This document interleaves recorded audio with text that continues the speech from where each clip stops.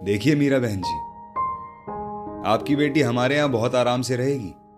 आप तो जानती ही हैं कि हमारे यहाँ खाने पीने की कोई दिक्कत तो है नहीं। बस हमारा बेटा थोड़ा मंदबुद्धि है, तो उसके बदले मैं आपकी बेटी सिर्फ 3 कपड़ों में ब्याह ले जाऊंगी। शकुंतला मीरा को हर प्रकार का प्रलोभन देकर अपने बेटे की शादी कराना चाहती थी। अरे आप चिंता ना करिए, जाइए बधाइयां बांटिए, मैं इस शादी के लिए तैयार हूं। मीरा ने भी शकुंतला को आश्वासन दे दिया। मैं क्या करूं, मुझे तो कुछ समझ में ही नहीं आ रहा। यहां रहती हूं तो सौतेली मां के ताने और मारपीट, और अगर मंद बुद्धि लड़के से शादी करती हूं मतलब पूरा जीवन नर्क हो जाएगा। लेकिन कम से कम खाना तो पेट भर मिलेगा। यहां तो मां काम कमर तोड़कर करवाती है और भरपेट खाना भी नहीं देती। इसी उधेड़बुन में बैठी राधिका ने निर्णय ले लिया। कहते हैं कि मां दूसरी हो तो पिता स्वाभाविक रूप से तीसरा बन जाता है। यही हाल राधिका का था। माता पिता की दुलारी राधिका के सुख चैन को उस दिन ग्रहण लग गया जब अचानक मां का निधन दिल का दौरा पड़ने से हो गया। बहुत रोई राधिका, लेकिन दिल को शांति दे डाली। लेकिन अभी कुछ ही दिन बीते थे कि पिता सुरेश ने मीरा के साथ मंदिर में शादी कर ली। राधिका की पढ़ाई भी छुड़वा दी गई। अब तो राधिका का जीवन जैसे नर्क बन गया। मीरा दिन भर राधिका से काम करवाती और उसे भरपेट खाना भी नहीं देती। उल्टा रात में सुरेश के दुकान से आने पर उसकी झूठी सच्ची शिकायत करती। फिर तो सुरेश भी डांटता डपटता। नहीं मीरा, ऐसे कैसे मंदबुद्धि लड़के के साथ राधिका की शादी कर दूंगा। एक बार सुरेश का मन बेटी के प्यार में बोला, लेकिन मीरा ने उसको तरह तरह की पट्टी पढ़ा दी। अरे दहेज देने से बच जाओगे, और तो और लड़की के लिए बाहर नहीं दौड़ना पड़ेगा। इतने बड़े घर का रिश्ता भला कहां बैठे बिठाए मिलता है। और सुरेश भी मीरा की चाल पट्टी में फंस गया। चलो कम से कम यहां से छुट्टी मिलेगी। राधिका ने खुद को किस्मत के हवाले छोड़ दिया और कौशल की दुल्हन बनकर अपने नए जीवन की ओर बढ़ चली। लेकिन ये क्या, राधिका एक नर्क से निकलकर दूसरे नर्क में फंस गई। सास जेठानी सब बैठे बैठे हुक्म चलाया करती और राधिका निश्चल भाव से उन सब की सेवा करती रहती। काम करने का शौक तो हमेशा से ही रहा था राधिका को, तो उसके लिए उसे कुछ कहना नहीं पड़ता। कौशल था तो मंदबुद्धि, लेकिन राधिका को प्यार बहुत करता। बार बार उसके हाथ छू छू कर देखा करता, उसका चेहरा निहारा करता। और तो और राधिका रसोई में जब काम करती तो साथ में जाकर उसका काम भी करवा देता। कितना अच्छा रहा ना मम्मी जी। सांप भी मर गया और लाठी भी नहीं टूटी। चाहे जितना भी खर्च कर डालते, लेकिन ऐसी सूघड़ नौकरानी नहीं मिलती। और साथ ही साथ कौशल की शादी भी हो गई।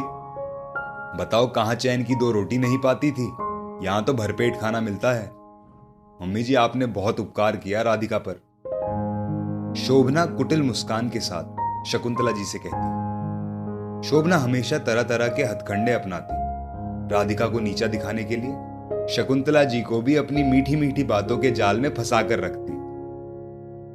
अब उस बेचारी राधिका को क्या मालूम कि उसकी सास जेठानी के मन में क्या चल रहा है और जेठानी उसके साथ क्या खेल खेल रही है। हालांकि कभी कभी शक होता राधिका को जेठानी और सास की कानाफूसी सुनकर, लेकिन अपने आप को तकदीर के हवाले छोड़ देती, क्योंकि माता पिता ने तो पलटकर कभी खोज खबर ही नहीं ली और पति इस लायक नहीं था कि जिसके सहारे कुछ बोल सके। एक दिन राधिका को खाना खाते खाते उबकाई सी आई।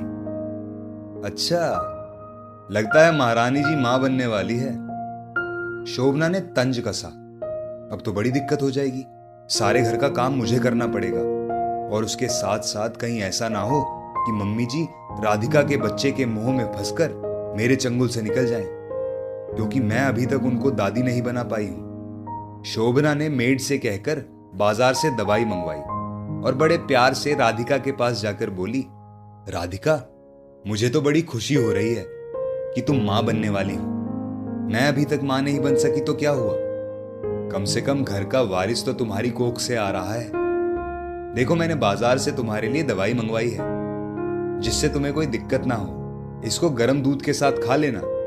राधिका ज्यादा चतुर चालाक तो थी नहीं। उस मासूम को क्या मालूम कि शोभना बजाय बच्चे को दुआ देने के उसके बच्चे के साथ खिलवाड़ कर रही है।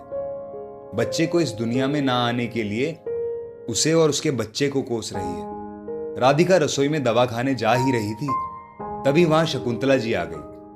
और एक माँ चाहे जैसी भी हो, लेकिन अपने बच्चे की दुश्मन कभी नहीं बन सकती। ये कौन सी दवाई खाने जा रही हो?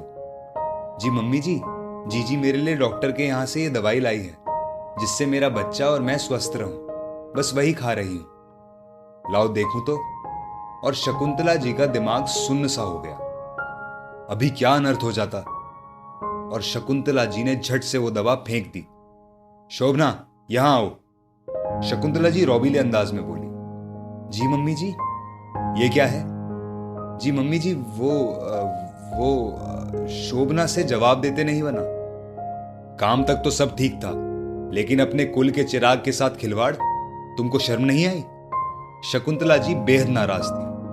मम्मी जी मुझे माफ कर दीजिए, मैं लोभ में फंस गई थी कि कहीं राधिका के मां बनते ही आप उसको ज्यादा ना चाहने लगें। शोभना गिड़गिड़ाते हुए बोली, अगर आज मैं समय पर ना आती तो पता नहीं क्या से क्या हो जाता। भगवान ने ही मेरे कुल के चिराग को बचा लिया। इतना कहकर राधिका को आज पहली बार शकुंतला जी ने अपने सीने से लगा लिया।